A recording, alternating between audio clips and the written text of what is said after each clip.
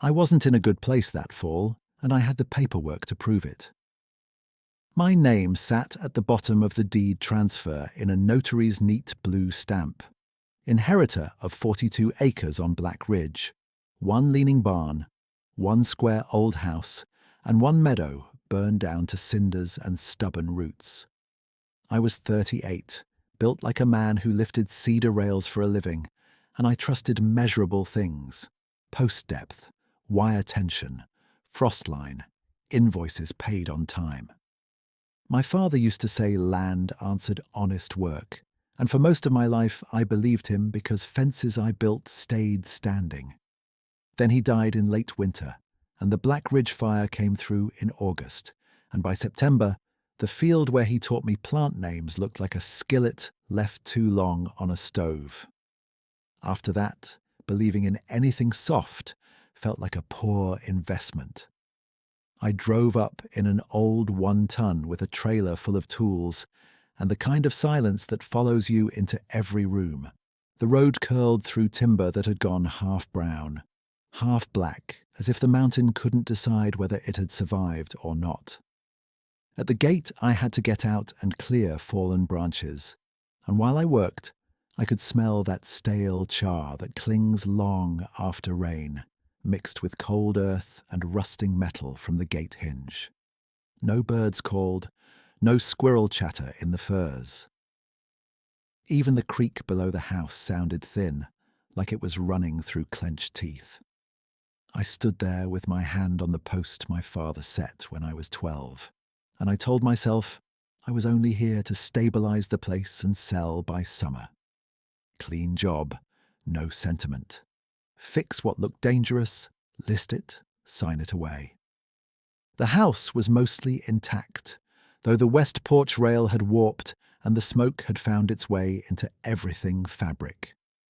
I aired out rooms, hauled ash from the gutters, and stacked salvage in one corner of the barn under a blue tarp.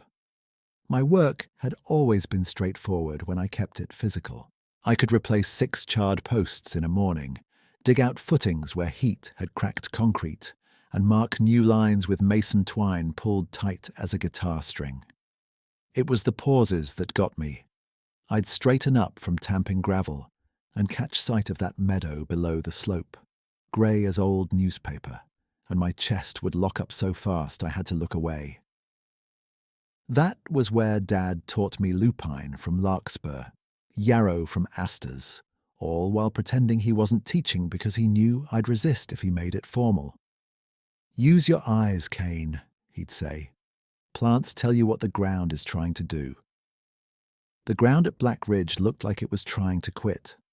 By the 3rd morning back, I settled into a routine hard enough to numb with. Up before first light. Coffee thick and bitter. Walk the meadow perimeter with a flagging roll and a survey notebook, marking erosion channels where rain had carved fingers through the ash, then repairs until dark. Pull twisted wire, set braces, sink corner posts deep enough to outlast me. The burn scar had its own logic. Topsoil gone in sheets, root crowns exposed, places where water had hit bare slope and cut gullies you could lose an ankle in. I wrote everything down because numbers felt steadier than memory. Slope percent, runoff direction, estimated cubic loss.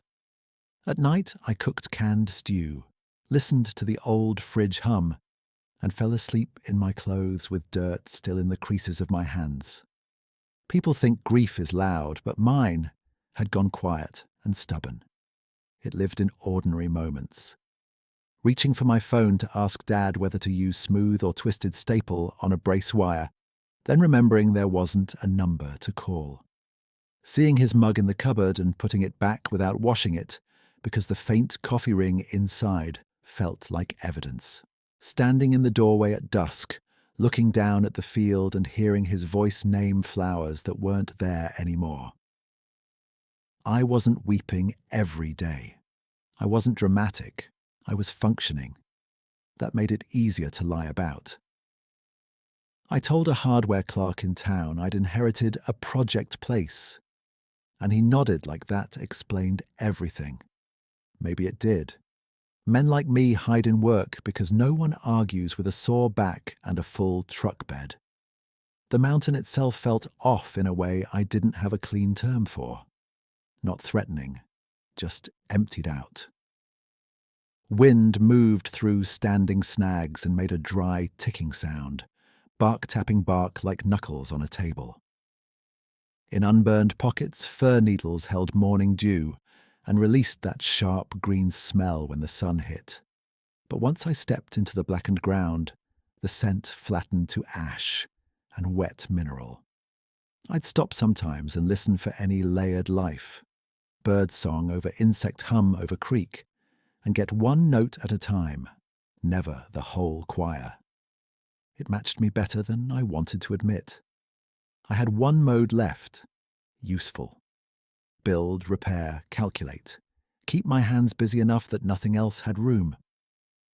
A week in, I called my sister Mara from the porch while the light went amber on the ridge. She lived 3 states over, taught 2nd grade, and had inherited our mother's ability to ask plain questions that slipped past defenses. "You eating real food?" she asked. "Mostly," I said, "unless you count jerky as a vegetable now." "That place getting to you?" "It's work, that's all." She was quiet a beat, then said, "Dad loved that meadow. You don't have to make decisions fast." "I do, if I'm being smart." Smart and hurt aren't the same thing, Kane. I watched smoke-stained clouds drag over the treetops and rubbed a splinter from my thumb. "I'm fine." "You're not," she said, not unkindly. "Call me again anyway." When we hung up, I stayed on the porch until dark, listening to one lone owl somewhere across the drainage. It was the first full bird call I'd heard all week, and it landed in me like a nail finding grain. I had brought Bristle with me, my old red-tick hound with a white muzzle and a crooked ear from his younger, dumber years.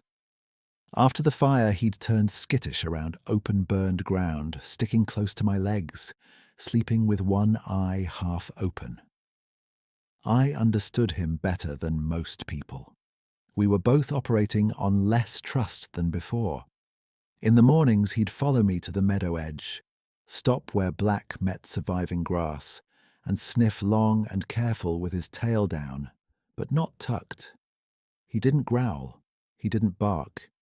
He just watched, as if waiting for the land to explain itself. I'd scratch his neck and tell him, "Ain't much to see, old man," and he'd look up at me like he knew I was wrong, but was willing to let me arrive there myself.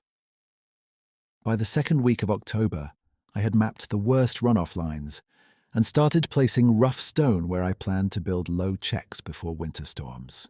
The stones came from a dry creek bend, flat enough to stack, heavy enough to hold when water came fast. It was slow work. Bend, lift, carry, set.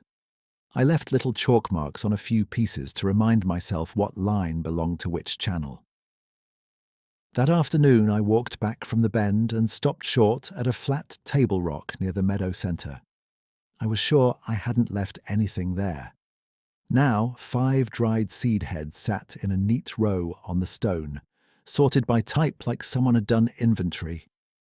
Coneflower, I thought first, then hesitated because the heads were a little smaller than what I remembered from lower ground. There was no wind to speak of. No fresh tracks I could see in the hard, crusted ash. Only my own boot prints from earlier. I stood there with my gloves hanging from 2 fingers and tried to think like a man who'd rather be right than impressed. Jays cache odd things. Squirrels carry pods. Water moves debris. But nothing in that list explained order or placement on the one clean, flat stone in 50 yards. I picked one up, rolled it between thumb and forefinger, and felt the seeds still tight in their little chambers. Viable, maybe. Maybe not. I set it down exactly where I found it and told myself the brain loves patterns, especially when it's lonely. That was a true thing. It just didn't settle much. The next dawn I found 2 creek pebbles laid in a crossed pattern near my marked gully line, pale granite against black dirt.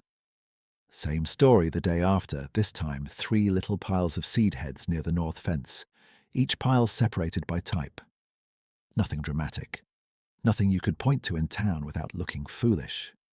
Still, I started noticing my own breathing change when I topped the rise above the meadow, a small held breath like I was approaching a work site where someone had already started and done it carefully. I hated how quickly that feeling showed up. I hated it because it felt like hope, and hope had been expensive for me. On the 4th morning of those small finds, I crouched to examine a cluster of lupine pods placed right beside my newest boot print. Not in it, not random, just close enough to read as deliberate. The pods were dry and intact, purple gone to a dusty brown, each one tight with seed if the winter didn't rot them first. I looked around at the tree line, hat brim low against weak sun, and saw nothing moving but mist lifting off the drainage. No snapped branch, no scramble in brush, just still timber and the smell of cold ash and damp cedar. I did the dumbest thing I'd done in months. I took off my hat, nodded at the empty edge of the woods and said, "Appreciate it," like someone might be standing there minding manners. Then, because I heard myself and couldn't believe I'd become that man, I added, "Sorry, don't know who I'm talking to." Bristle sat down beside me and yawned like I was late to understanding something obvious. I laughed once, short and embarrassed, and the sound startled both of us. I gathered the lupine pods into my palm, feeling their dry ridges against my skin, and slipped them into my jacket pocket before I could argue myself out of it. It wasn't hope, not yet. It was smaller than that, and maybe truer. Curiosity had found a crack in the hard shell I'd been living inside, and for the first time since the fire, I let it stay there. I stayed crouched for another minute with my hand in my jacket pocket, fingers around those pods like they might answer something if I held them long enough. The ash under my boots had crusted over from 2 dry days, and when I shifted my weight it made a brittle crackle that carried farther than it should have in open ground. Bristle leaned his shoulder against my knee and looked out across the meadow. Not tense, not alert, just steady. I rose, put my hat back on, and went back to hauling stone like I could stack my way out of the feeling in my chest. Work was honest, even when I used it as cover. I loaded the wheelbarrow from the creek bend until my lower back burned, pushed it upslope through loose cinder and stubborn roots, and set each flat rock where runoff had cut the channels deepest. The chalk marks I'd put on them were still visible, white lines and numbers against grey-brown stone, my own little map of where water liked to misbehave. By noon my shirt stuck to me, my gloves were slick with sweat and grit, and I had 6 checks in place along the south gully. It should have felt good. It felt like bailing water with a coffee mug. The mountain was clear that day in a hard autumn way, sky thin and blue like enamel, sunlight sharp enough to make every standing snag cast a long dark stripe down the slope. In the unburned pockets, huckleberry leaves had turned rusty red and caught at my pant legs when I cut through to the spring. In the burn scar, colour dropped out fast. Ash grey, bark black, stone pale as bone. Every now and then the breeze moved through and carried cedar from the surviving trees at the edges, and for a second the air smelled like old summers, like my father's flannel drying on a line and the clink of his shovel against river rock. Then the wind shifted and brought me right back to soot. I drank coffee gone lukewarm from a thermos lid and sat on an upside-down bucket near the table rock. Bristle stretched out on his side, one ear folded wrong, paws twitching in a dream. Looking at him there, half asleep in a dead field, did more to unsettle me than the seed pods had. He had been jumpy for weeks, sometimes for no reason I could see, like a noise from far off still lived in him after it stopped. Out here he seemed calmer, not carefree, just willing to rest. I rubbed a thumb over the ridge of one pod through my pocket and told myself, calm dogs were not evidence of anything but age and weather. By the time shadows reached across the lower fence line, my hands had that dull throb that came after heavy lift days, and the throb was almost a relief. Pain I understood. I fed Bristle heated canned beans with chopped onion and a heel of sausage, and ate standing at the counter because sitting in Dad's chair at the table still caught me wrong. The house was quiet in layers, old fridge humming, a tick from the stovepipe as it cooled, wind rubbing one loose branch against the eaves. I opened the drawer by the sink, looking for matches, and found my father's pocket notebook under a stack of takeout menus, so old the ink had faded to sepia. Inside were his crooked lists, fence staples, spark plugs, creek crossing boards. On the last page he had written bloom times, month by month, with tiny notes next to names he knew I always mixed up. Lupine, late spring high meadow. Aster, watch north edge after first warm rain. Indian paintbrush, look where soil thins over rock. I stood there with that notebook open and felt the floorboards settle under my boots. Grief didn't hit me like a wave. It came like a slow tightening, jaw first, then throat, then something behind my ribs that made breathing feel technical. I leaned on the sink and stared out the window at the dark line of trees, and the words ran in my head with the same blunt rhythm as a post driver. Sell by summer, fix what you must. Don't get attached to ground that can vanish in one bad wind. I told myself this couldn't be real, this little prickle of curiosity, this sense that someone was answering in gestures. I told myself lonely men built stories out of weather all the time. Your turn to call me a fool, I said to Bristle. He lifted his head from the rug and blinked like I'd interrupted important business. I slept in fragments. Not from fear, just habit and old thoughts running loops. Once around midnight, I stepped onto the porch in long johns and boots with a flashlight, mostly to check the truck gate latch, because that had become one of my rituals when I couldn't settle. The moon was thin and low, and the burned meadow looked silver-grey instead of black, almost gentle from that distance. The wind had dropped off completely. No branch creak, no insect buzz. Just the creak and my own breath. I stood there longer than made sense, listening to that broad quiet, and went back inside with a strange ache that wasn't entirely sorrow. 3 mornings later, a weak front had moved through and left everything beaded with moisture, and I took the long path down by the north fence with Bristle trotting ahead. He stopped at the meadow margin, tail level, nose up, then sat without being told. Not rigid, relaxed.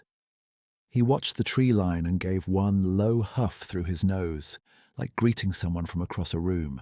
I followed his gaze and saw only cedars and smoke-peeled trunks, no movement at all, but the hair on my forearms lifted anyway. The stillness had changed shape. Not empty this time. Attentive. I walked on, slow, and found a new arrangement on the table rock. 8 seed heads, each type in its own tidy little cluster.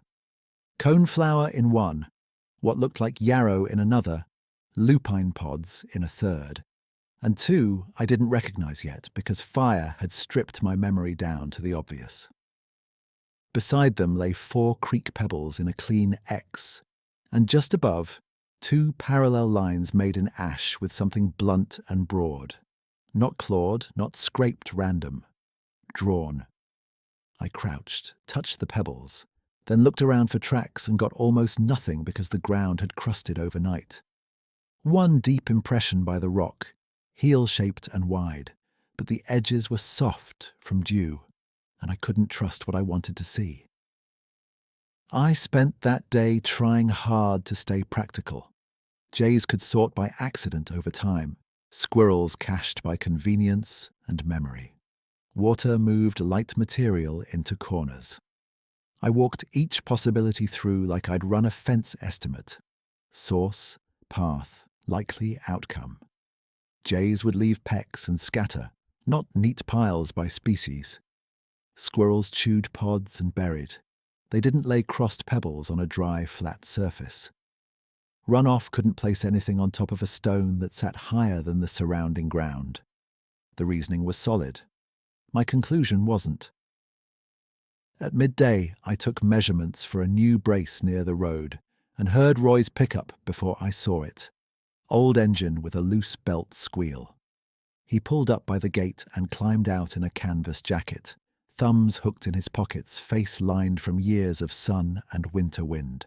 Roy had known my father longer than I'd been alive, and had the courtesy not to offer comfort like it was a tool from a catalogue. "How's the place treating you?" he asked. "Like a place after fire," I said. "More work than pride." He nodded toward the meadow. "You'll get cover back if winter's kind." "Maybe." I hesitated, then surprised myself. "You ever notice deer coming out on burn edges in full daylight this soon?" Roy squinted downslope. "If they think there's feed, sure. If they think it's safe, more likely." "Why?" I scraped mud off my boot with a stick.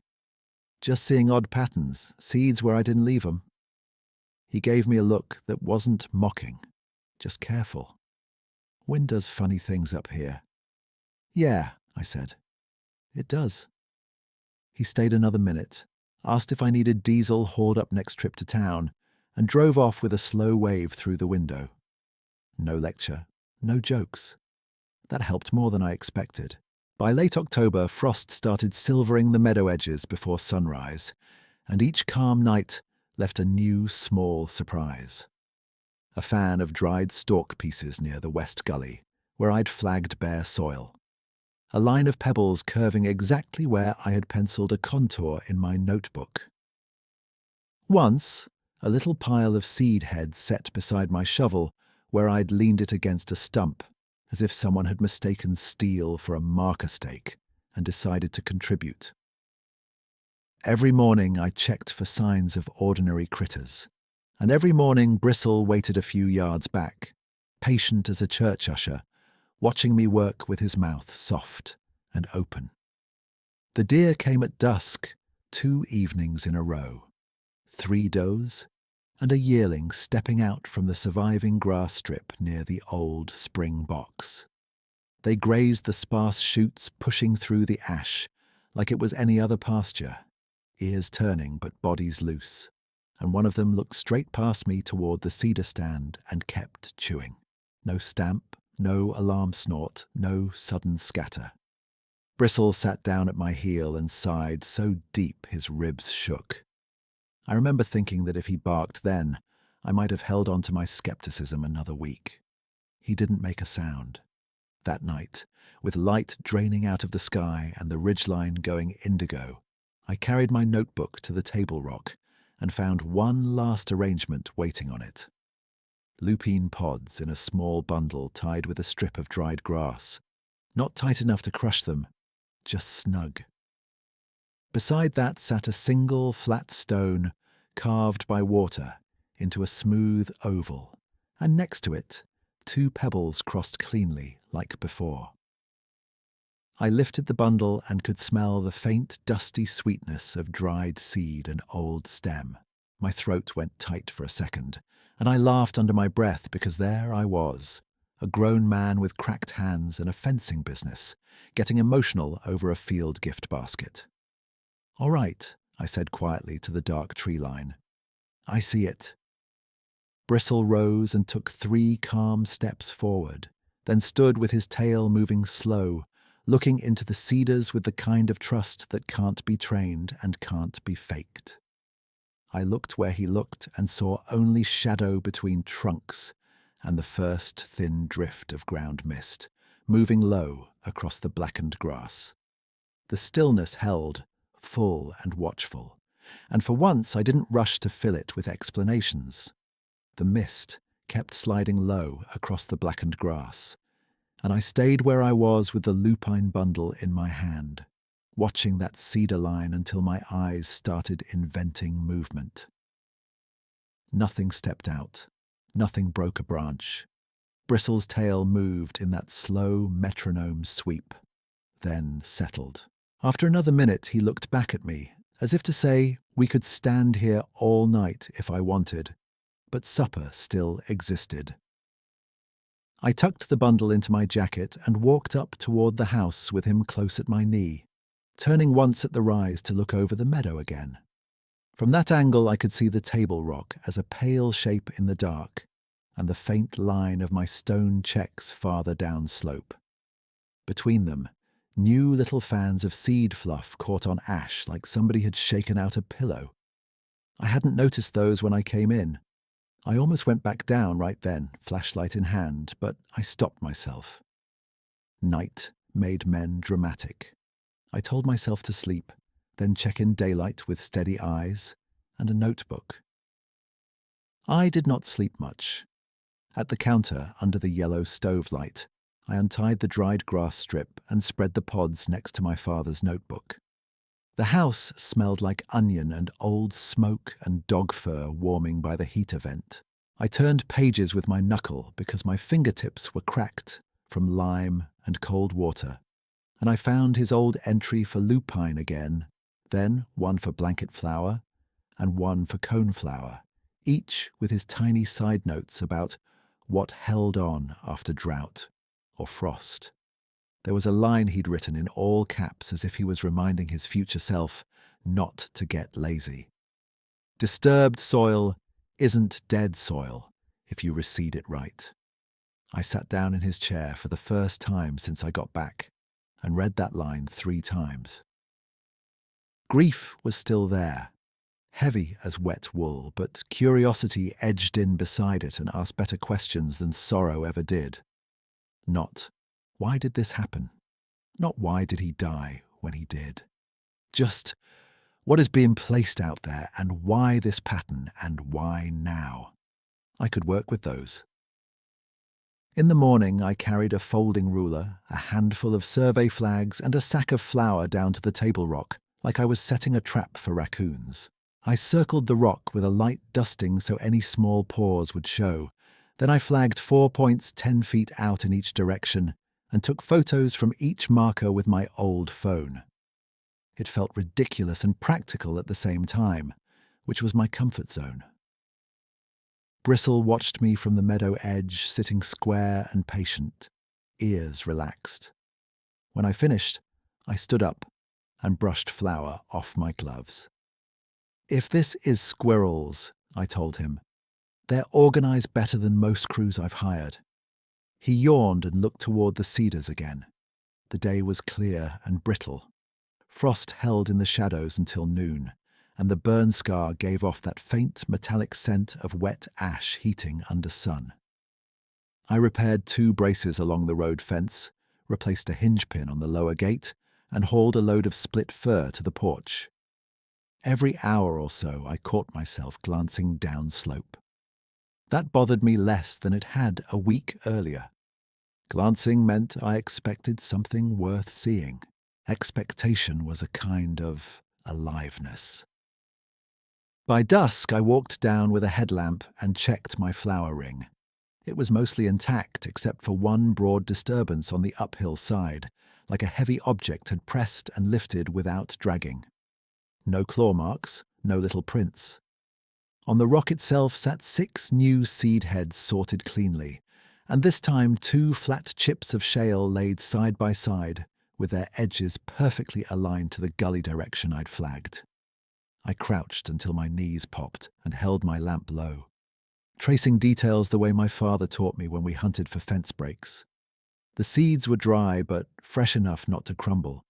The shale came from the east cut, not this meadow. The broad disturbance in flower had depth, then almost nothing, as if whatever stepped there chose the firmest line on purpose. I laughed once, quiet and short. "All right," I said. not squirrels. That was the moment curiosity fully elbowed grief out of the center chair, at least for an evening.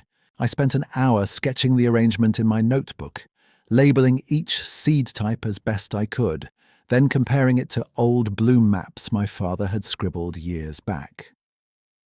The placements were not random. Seeds that liked thinner, drier spots showed up near higher ground. Moisture-loving ones appeared closer to the lower swale where runoff lingered after rain. Whoever was doing this knew this meadow better than I did in my current state, and I had known it since I was a kid. 3 days passed with the same rhythm: work, watch, document. Each windless night brought another small addition. Once it was a little mound of yarrow heads right beside a bare patch. I had cursed that morning because the topsoil had sheared off. Once it was a curve of pebbles that mirrored my contour line almost exactly. Each time Bristle would station himself a few yards back, calm as a porch dog in summer, then wait for me to finish my measurements. He stopped startling at snapped twigs. He started sleeping deeper again, legs twitching through dreams instead of waking at every creak. By the first week of November, I had a whole section in Dad's notebook labeled Meadow Inputs, and writing those words made me grin despite myself. Inputs, like I was running a test plot with an unseen partner who preferred silence. I told myself this couldn't be real in the plain way people mean it. There had to be a chain of ordinary causes, and I laid them out while I drove staples and tamped post holes. Birds cache seeds. Gravity moves light material. Hunters pass through and leave odd traces. But every evening the evidence pulled me back the other way. Seeds were grouped by type. Placements matched slope and moisture. Nothing was disturbed in my tool rows. Not one pile blocked my work. All of it complemented what I had planned.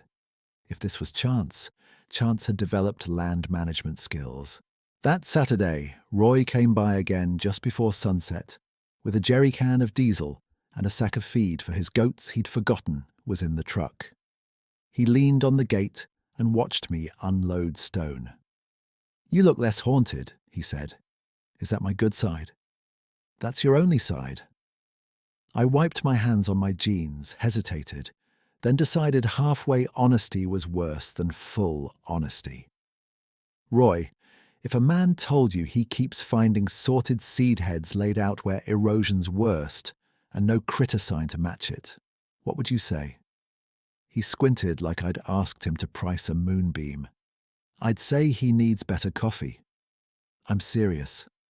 He looked past me at the meadow, then back. "You're telling me something that size is planting flowers?" I nodded once. "I know how it sounds, but I know what hand broadcasting looks like." He let that sit between us. Then he said, "You always did know your ground. I won't argue what you saw or didn't. Just don't chase anything at night on bad footing." He tipped his cap toward Bristle. "If that old hound ain't worried, I'd pay attention to that too." After he left, I replayed that exchange and realized he had not laughed. He had not told me to lay off grief and sleep more. He had given me the same advice he'd give on any mountain matter. Watch your step, trust your dog, keep your head. 2 evenings later, I decided to watch from the meadow itself instead of from the porch. I packed a thermos, sat on an overturned bucket near the north fence, and kept my headlamp off so my eyes could adjust. Blue hour settled in slow layers. The western ridge went from gold to bruised purple. Burned snags stood thin and black, like old fence pickets. The surviving cedars along the edge held their dark mass and their clean resin smell, and when the cold dropped another notch, I could taste metal in the air. Bristle lay beside my boot, chin on paws, breathing steady. At first there was only creak sound and a distant owl. Then came a soft thud upslope. Not sharp like a branch fall, more like weight meeting soil and deciding carefully where to go next. Another thud, farther left. A pause. Then a third with a faint hush of ash shifting. Every sound was deliberate and spaced, as if whatever moved was choosing rock and root over loose crust. Bristle lifted his head, ears forward, then relaxed again, and set his chin back down. I did not move. My heart knocked hard enough I could feel it in my throat, but fear wasn't the right word for it. It was awe mixed with the old reflex to deny what your eyes are trying to tell you. I wanted to run through all possible explanations in order, like invoices on a desk. Elk, bear, a trick of shadow. But elk don't move like that in ash. Bears in this season weren't arranging seed piles. Shadows don't carry weight. The figure came into view at the cedar margin, still partly screened by trunks, and the first clean thought I had was scale. It stood taller than any man I knew by a hard margin, broad through the shoulders, dark fur catching the last blue light, so it looked almost charcoal at the edges. It did not stride toward me. It turned slightly sideways, lowered itself with slow control, and knelt near a bare patch by the west gully. One enormous hand opened over the soil. Dried coneflower heads fell in a wide arc, not dumped, not thrown hard, just spread with the same practiced sweep my father used with grass seed from a bucket. The other hand followed, scattering a second arc to overlap the first. Then both palms pressed down lightly in alternating pats, tamping seed into ash without compacting it. The gestures were careful enough to make my throat tighten. Big as that body was, every motion respected the ground. I heard myself whisper, "No kidding," like the Meadow had just shown me an unfamiliar wrench, and I needed to acknowledge quality workmanship. The figure shifted 3 steps along the gully line, each footfall placed on firmer patches between crumbly edges. It worked another section. Scatter, scatter, light tamp, move. I could smell cedar and cold earth and something animal, clean and musky, not rank. It kept distance from my bucket, my shovel, my flagged lines. It never crowded me.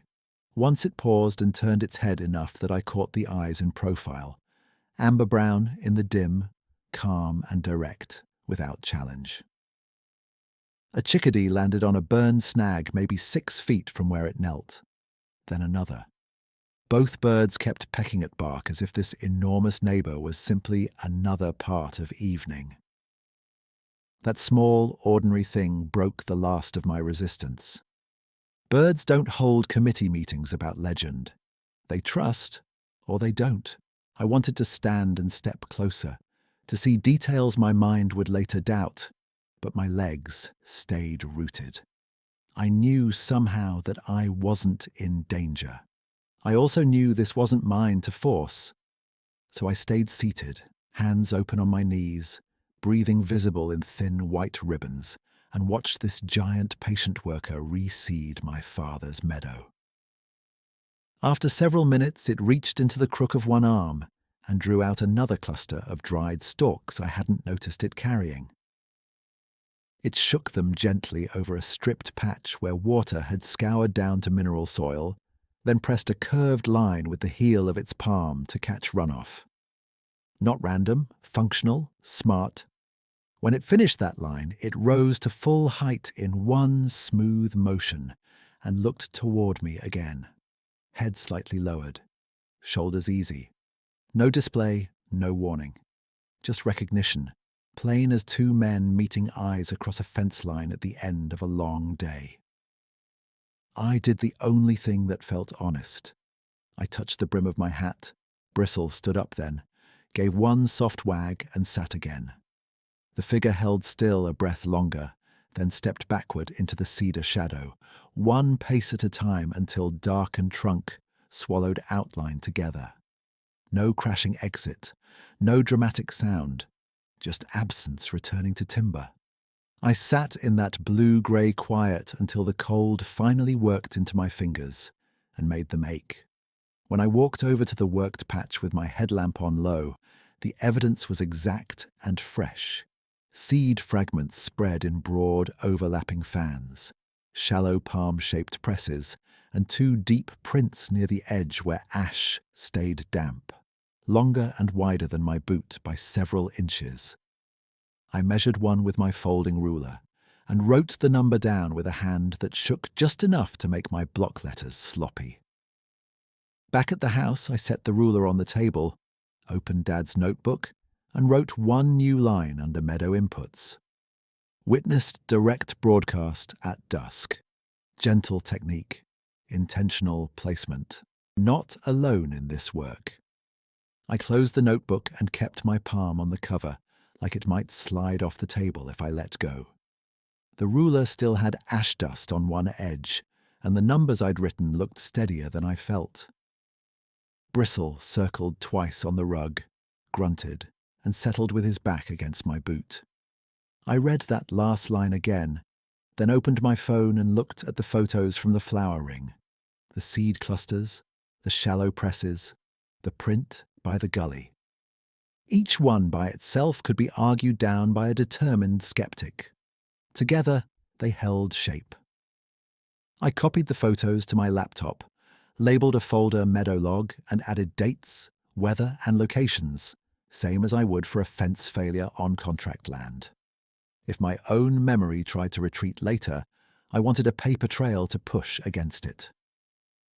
At the sink, I washed my hands and watched black water spin away.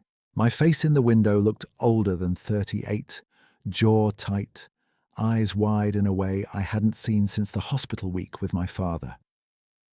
I poured another inch of coffee even though it was near midnight and sat back down with the notebook open. I tried once more to force ordinary logic over what I'd seen. Large animal foraging behavior, human prank, grief projection, a man alone in a burned place, desperate enough to read intention into random pattern. I had used those explanations like sandbags for weeks. Tonight, they leaked. A prankster didn't move with that deliberate care across fragile crust. A foraging animal didn't sort by moisture zone and tamp seed, exactly where runoff scoured deepest. Grief could blur things, sure, but grief didn't leave overlapping fan patterns in damp ash that matched broadcast technique. I told myself this couldn't be real, and the sentence sounded thin in my own head. I am a practical man, I thought. I build structures that either hold or fail. I measure, I level, I tighten, I return with a wrench and fix what loosened. I do not sit in dead meadows and watch a 9-foot figure sow coneflower like a patient old farmer. I do not tip my hat to cedar shadows. I do not feel relieved because something enormous and unknown looked at me without malice. But that is exactly what happened. I wanted to run from that fact and hold it at the same time. I wanted one clean explanation and got a layered truth instead. I had witnessed care where I expected indifference. I had witnessed intelligence that asked for nothing. I had witnessed company. When I finally lay down, sleep came in shallow patches, but the old panic edge was gone. At first light, I was back at the gully with a tape, camera, and a cheap plaster casting kit left over from a wildlife workshop I'd once mocked as tourist stuff. The impressions had softened overnight, one nearly gone where dew ran down the slope, but two remained usable. I photographed scale from multiple angles, poured the mix, and waited while Bristle sat beside me with his nose pointed toward the cedars, calm as if we were waiting for biscuits to bake. The casts set cleaner than I expected. I wrapped them in burlap, marked them track A and track B, and stacked them on the mudroom shelf beside my spare staples. Evidence collected, labelled, stored. I had no plan yet for who would ever see them. That didn't matter. Keeping a record did. By late afternoon, I had finished resetting 2 leaning posts and hauling a short run of stone to the south side, and I caught myself checking the light instead of the clock. I left the last stretch of day open and kept the meadow quiet. No radio, no hammering, no engine idle. Just me, Bristle, and the cooling air. The sky went pearl grey behind a line of low clouds, and the burned field held a faint smell of wet mineral before rain. I took a seat on the same overturned bucket near the north fence and set my hands where they could be seen, palms up on my thighs, like a man trying not to spook a wary horse. The first sound came from upslope again, a measured footfall on firm ground, then another. The figure appeared between two cedar trunks, broader in this light, fur carrying a dull brown cast where mist caught it. It paused when it saw me already there. We stayed that way for several breaths, both still. Then it shifted 2 steps to the right, giving itself a clear lane to the bare patch by the west gully, and knelt. Seed heads came out from somewhere under one arm, and the same precise work began. Sweep, sweep, gentle press, move. The distance between us stayed respectful, 20 yards maybe, enough for caution and trust to share the same space. Once, while it worked, it angled its head toward me as if checking whether I'd stay seated. I did. Bristle thumped his tail once against the ash and went back to watching. Dark settled in layers. I walked back to the house with that odd steadiness you get after carrying something heavy a long way and setting it down without dropping it. I checked my notes at the kitchen table, added 3 lines while the details were fresh, and stood at the sink eating crackers because I'd forgotten supper again. Fog came in low by the following dusk and turned the meadow edges soft. I carried a thermos down and, out of nervous habit, 2 peanut butter sandwiches wrapped in wax paper. Halfway through the second one, I realized what I was doing, stood up, and set the untouched half on a stump like a peace offering from the world's least qualified diplomat. For the record, I muttered, I know this is ridiculous. Bristle gave me a look of pure disappointment usually reserved for squirrels that cheat at tree climbing. I sat back down, laughed under my breath at myself, and retrieved the sandwich before dew ruined it. The figure appeared later, worked 3 patches, ignored the stump entirely, and somehow made me feel both foolish and grateful in the same 10-minute stretch. I slept hard that night and woke to the sound of gravel under tires. Roy's pickup rolled in before lunch with the coil of smooth wire I'd asked for. We stood by his tailgate while wind pushed dry leaves along the ditch. "You sleeping at all?" he asked. "Some," I said. "Enough to know I'm not dreaming it."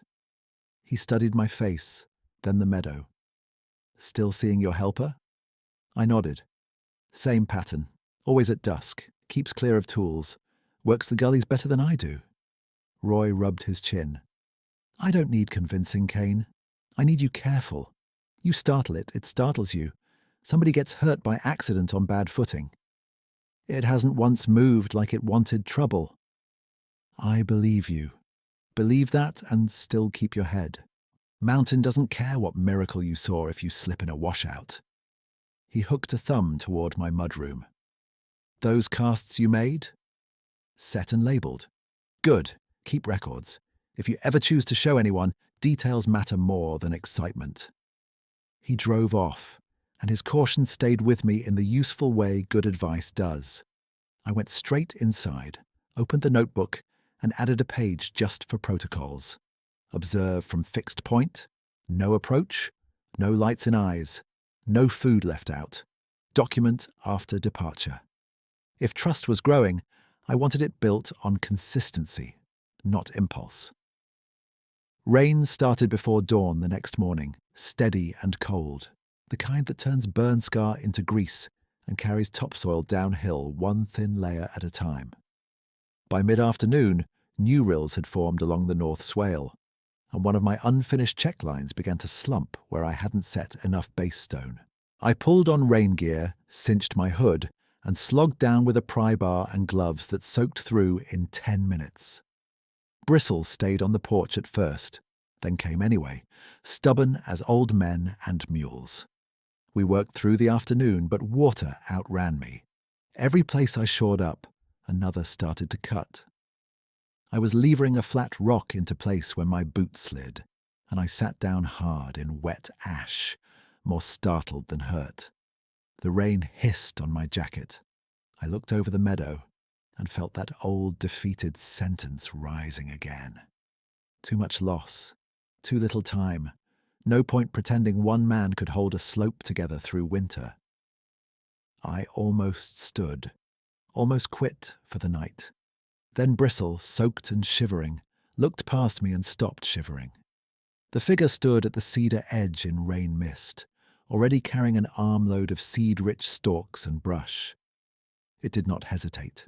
It moved into the meadow on the firm contour above me, feet placing with uncanny judgment where the crust still held, and began scattering stalk fragments across the freshest washouts, building a rough mat to break water speed. Not random. Exactly where I would have gone next if I had 4 more hands and no fatigue. It crossed to the line I'd chalked and not yet finished, and started lifting stones from the pile I'd staged near the table rock, each one gripped and set with care, forming low checks at intervals that matched the slope angle. Stone, seat, test with palm, adjust, next stone. Rain ran around those little barriers and slowed. I forgot the cold. I forgot my bruised hip. I watched a being built on a scale that should have made every gesture clumsy, and instead saw craftsmanship finer than most crews I'd hired in 20 years. Once it reached for a rock near my knee, paused until I shifted back, then took it without touching me. No rush, no crowding. At one point it looked directly at the stakes I'd driven that morning, then aligned the next 3 stones to that exact line. It was not just helping, it was reading my work and joining it. I stood there in the rain with mud on my gloves and tears mixing with runoff before I understood I was crying. The words came out of me raw and quiet. I wasn't abandoned here. I said it again because once wasn't enough. I wasn't abandoned here. Bristle pressed against my leg, and I leaned on him like he was a post set in concrete. Grief for my father came up hard, not as collapse this time, but as release, a knot finally giving way. I missed him with my whole body. I missed the way he'd nod when a line came true, the way he'd correct my seed throw with 2 fingers and a half smile. And right there in cold rain, with a giant silent worker finishing the check I hadn't had strength to finish, I felt the missing and the mending happen together. When the last stone seated clean, the figure rose, took 3 steps back, and looked over the line like any ranch hand checking grade after a long hour. Water hit the upper edge, split, slowed and spread instead of cutting deep. It worked. I laughed once through tears, wiped my nose on my sleeve like a kid, and said toward that broad, dark shape, "Appreciate the assist." Saying it to a 9-foot silhouette in rain would have sounded unhinged a month earlier. In that moment, it sounded like basic manners. It held my gaze a beat, calm and unreadably kind, then turned and moved toward the cedars with the same deliberate pace it always used, leaving no drama behind it. Just rain, stone, and a meadow, no longer losing ground as fast as before. I waited until it disappeared into shadow, then knelt in wet ash and checked each new placement. Tight seams. Good base contact. 1 rock marked with my chalk number, now seated exactly where I had intended. A collaboration.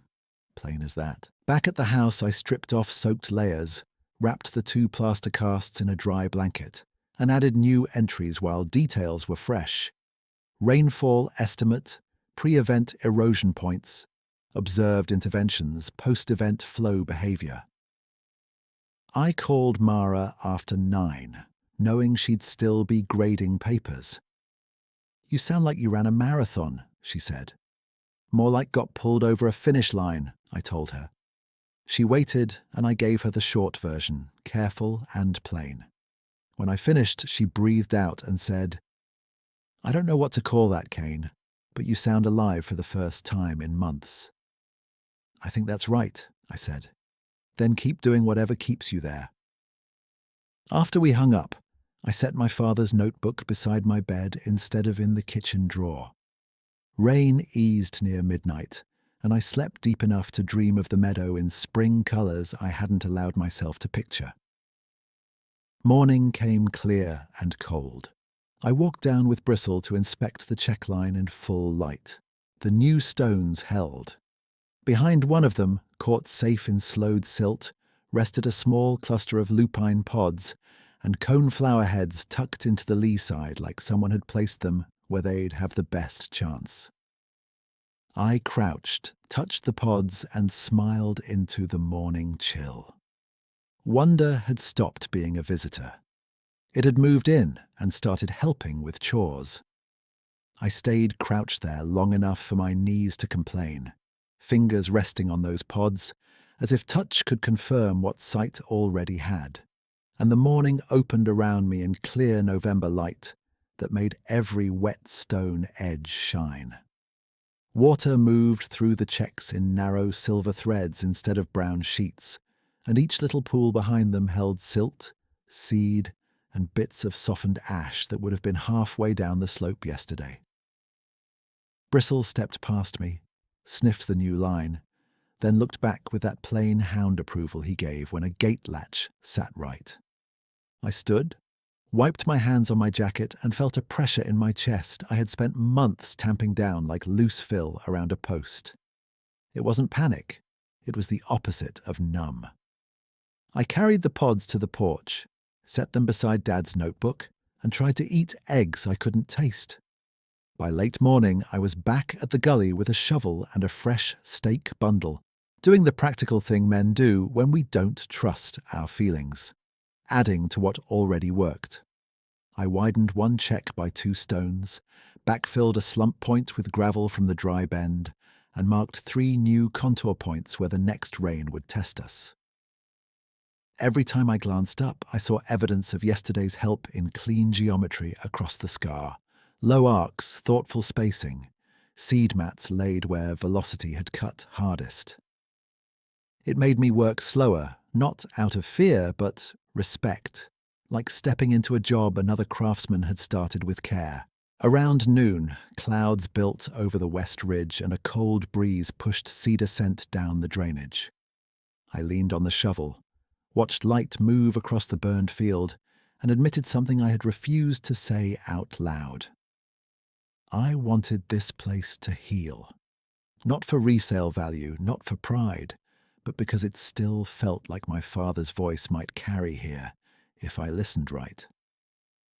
The admission broke me open more thoroughly than the tears in the rain had.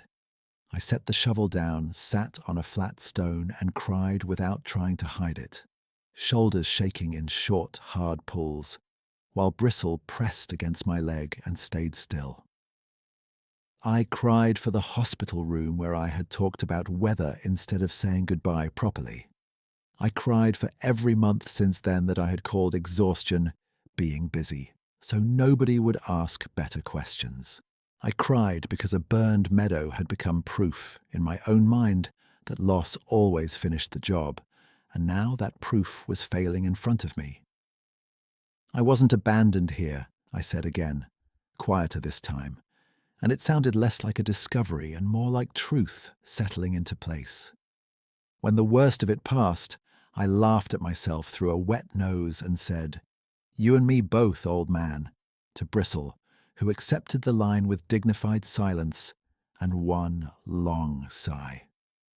That afternoon, Roy came up with the diesel can I'd forgotten to return, and he found me by the mudroom table with the plaster casts unwrapped, my phone open to photos of prints and seed fans.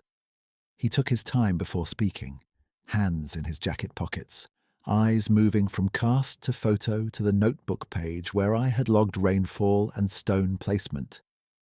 "You weren't exaggerating," he said at last. "These measurements are clean." I nodded, and told him exactly what I had seen, once through, no embellishment. He listened like a man hearing fence law explained, serious and practical. "You planning to send this to anybody?" he asked. "Sheriff, biologist, university?" I looked at the casts, then out toward the meadow. "Not yet. Maybe not ever. I'm keeping record. That matters more right now." He gave a small nod. "Fair enough. Record's the right instinct. And Kane?" "Yeah?" "You look like you came back into your own skin." He left the diesel by the door and drove off before I could answer with anything better than a wave. By the first cold hour after sunset, I had made a place for the physical evidence that felt respectful instead of hidden. Casts on the top mudroom shelf.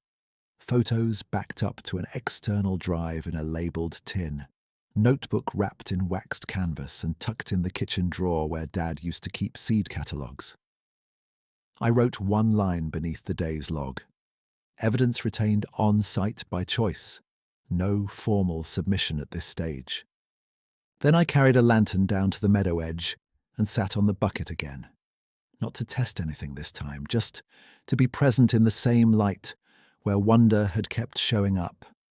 The burn scar smelled different after the rain. Less sharp ash and more damp earth. And tiny green points had started to push in protected pockets behind the checks. Bristle sat beside me with his chest against my shin, facing the cedars. When the figure emerged, it did so in the same unhurried way it always had, broad shape resolving from trunks and dusk, as if the forest itself had decided to let me see. It carried no armload this time. It moved along the upper contour, pausing at each check to look, sometimes touching a stone with the backs of its fingers, once nudging 1/2 inch with a precision that would have made any mason proud. At one point it stopped near the table rock and stood with head slightly tilted toward the meadow, toward the lines we had both worked, and I had the odd, clear sense of an inspection being completed. Not ownership, not farewell drama, just a final, careful accounting.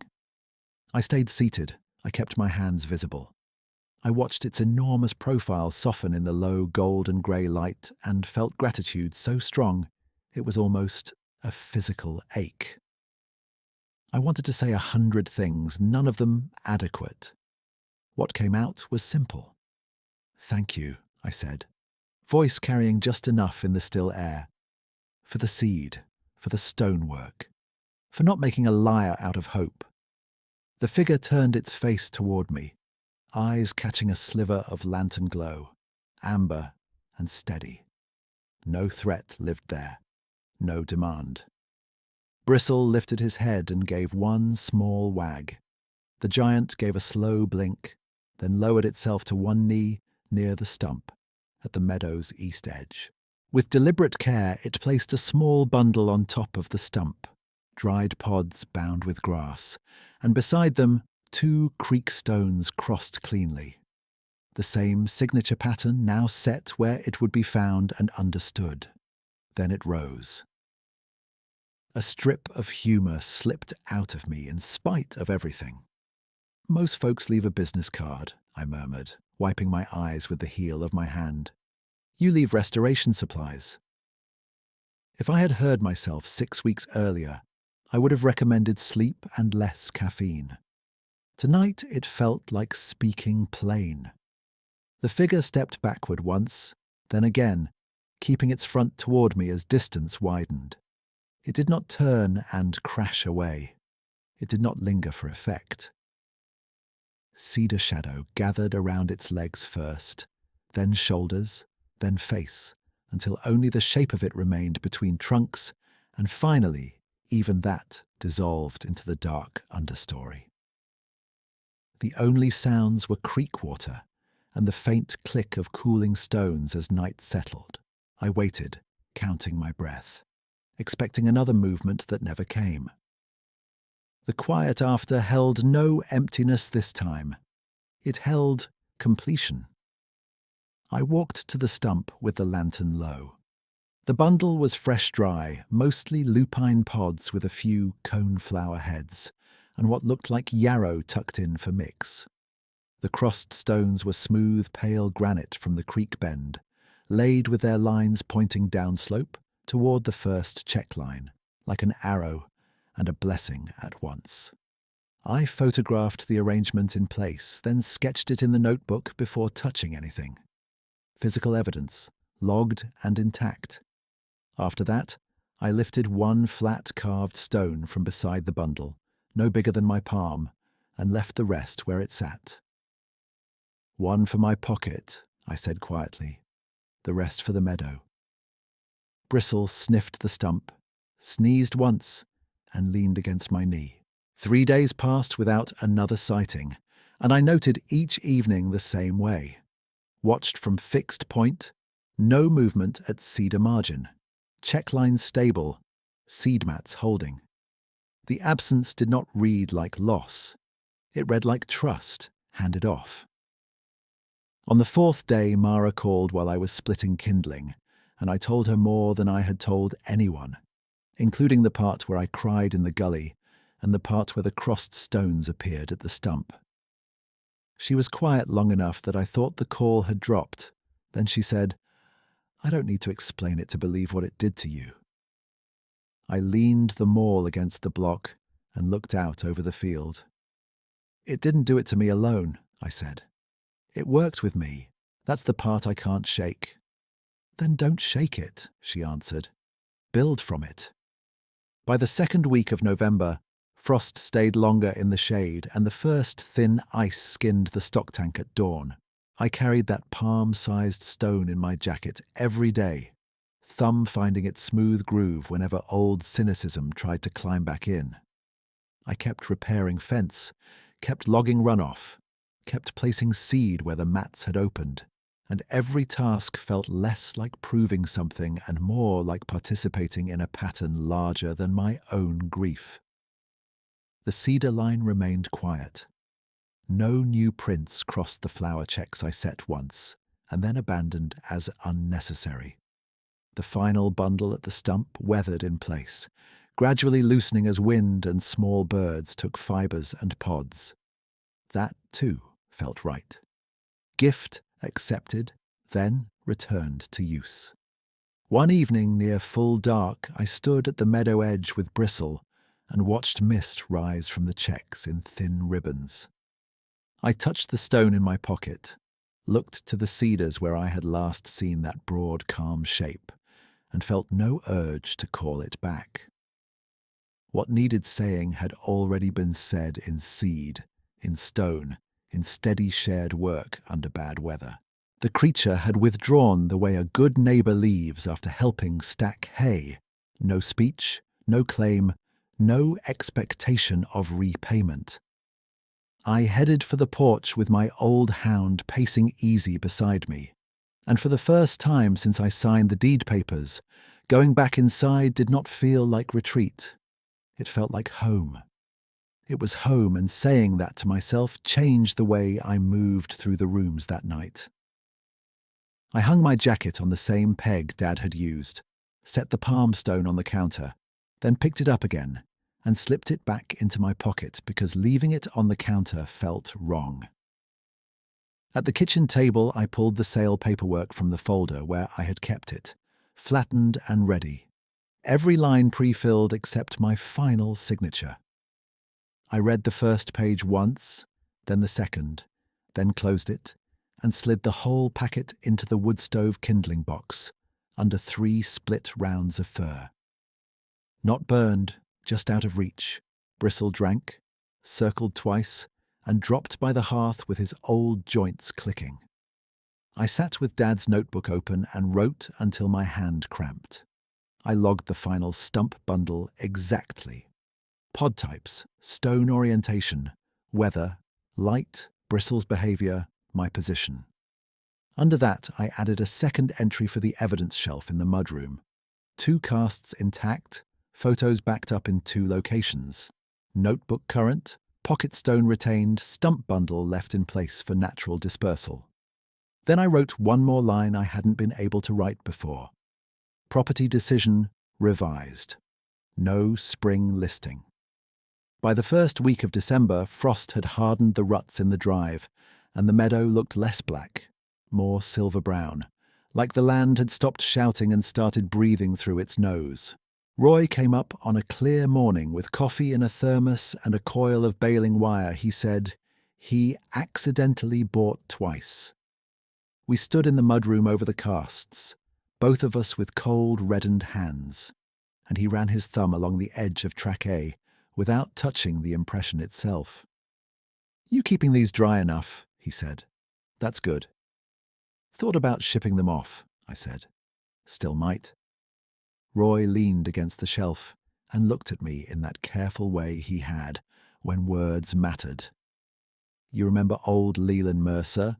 Lived 2 ridges over. Died 5, 6 years back. Vaguely, tall hat, always smelled like pipe smoke." "That's him. Your dad used to help him mend line fence. Leland told stories about finding seed laid out after fire years. Same crossed stones. Folks laughed. Your dad never laughed." Roy paused, eyes on the casts. He didn't preach it either, just said, "If the ground gets help, take the help and keep working." I felt something settle at that. Not surprise, more like a board-seating flush after you've tapped it for 10 minutes. "He never told me." Roy gave a small shrug.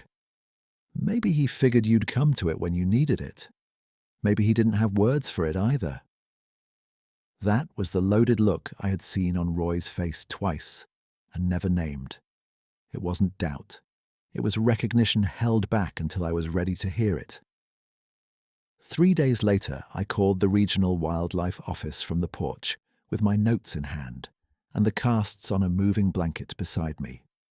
The biologist who returned my voicemail sounded polite, busy, and tired in a way I recognized from contractors in summer. "You're saying unusually large tracks and organized seed placement?" she asked. "Yes, ma'am. I have measurements, photos, casts, dates, rainfall logs." A keyboard clicked. "I can log a report as unidentified sign. Without tissue, hair, or clear stride series, there's not much formal analysis we can offer. Could be overlap of post-fire animal activity and human disturbance." "Understood," I said. "If I submit images, they'll just sit in a file?" "They'll be archived. If matching reports come in, patterns matter. I can't promise follow-up." "Archive it," I told her. "I'll send a packet." I sent the packet that afternoon. 12 photos, cast measurements, location map, and a short factual summary with no speculation. 2 weeks after that, I got a confirmation email with a case number and 1 line of outcome: insufficient for determination, retained for reference. I printed it, stapled it to the notebook copy, and wrote beside it, "External report completed. No further action requested. Evidence preserved on site by choice."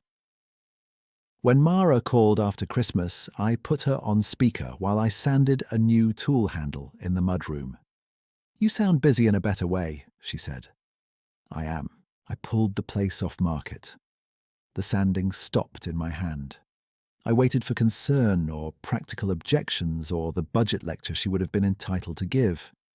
Instead, she said, "Tell me what that decision felt like in your body." I laughed. "You been hanging around counselors at school?" "Answer me anyway." I looked out through the mudroom door at the pale meadow and the line of checks still holding shape under frost. It felt like unclenching, like I finally stopped arguing with where I belong. "That's the first full sentence you've said about yourself in a year," she said quietly. Dad would have liked hearing it. In late January, I invited Roy up one dry afternoon to check the stump where the final bundle had been.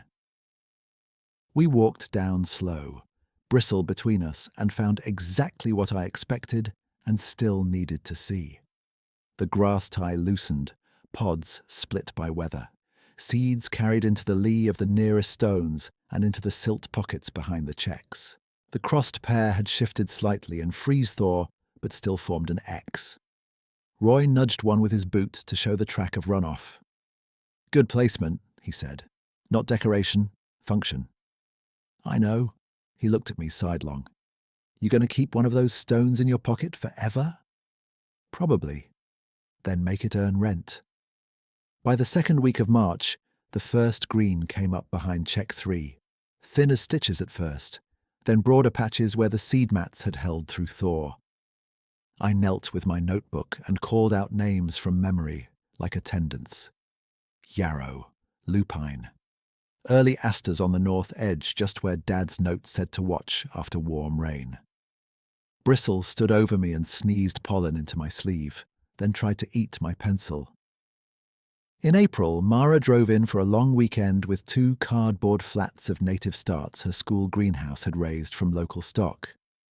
She stepped out of her car, took one look over the meadow, and put her hand over her mouth. We planted side by side through soft mud while she asked practical questions in the way she always had. "You still carry the stone?" "Every day." "You still waiting at dusk?" "Not waiting. Listening." At lunch on the porch, she said, "You're not trying to prove it anymore." "No," I said. "I'm trying to be worthy of it." By early May, colour spread in layers across the old burn scar. First came the low whites and yellows, then purple lupine spires, then orange and red where blanket flower took on the thinner soil. The checks I had built, and the ones built beside me, sat half-hidden now under stems and new grass, exactly as good work should, visible if you looked, unobtrusive if you didn't. Deer grazed the margin at dusk with their usual calm. Chickadees returned to the burned snag line and argued over insects like the fire had never taught silence there. On the first Saturday of full bloom, I hosted a reseeding day for local kids and their parents from town and the valley ranches. Roy stood by the gate pretending he was only there to make sure nobody parks in the ditch, then spent 2 hours showing a pair of boys how to place small stones to slow water without damming it. I took a dozen children to the upper slope with seed buckets and showed them hand broadcast technique, wrist loose, arc wide, overlap passes, then gentle tamp with the back of a rake. One kid asked, "Who taught you this?" I looked down over the meadow, then at my own hand. "My dad started it," I said, "and the land kept teaching." That afternoon I opened the mudroom shelf and showed the casts to the adults who asked, along with the case number, printout and the notebook logs. Nobody laughed. A few looked skeptical. A few looked convinced. Most looked thoughtful in the way people do when certainty is less useful than humility. I told them exactly what I had submitted and exactly what came back. Archived, undetermined, on file. Then I closed the box and said, regardless of labels, the meadow healed because work happened. At dusk, after everyone left and the last tire sound faded down the road, I walked to the east stump alone. The old crossed stones had settled into moss at their base. I took the palm stone from my pocket, pressed it once to the stump top, then put it back where it belonged against my thigh. I did not leave food. I did not ask for another sign. I stood in the cedar smell and evening light and let gratitude be enough. I still kept records.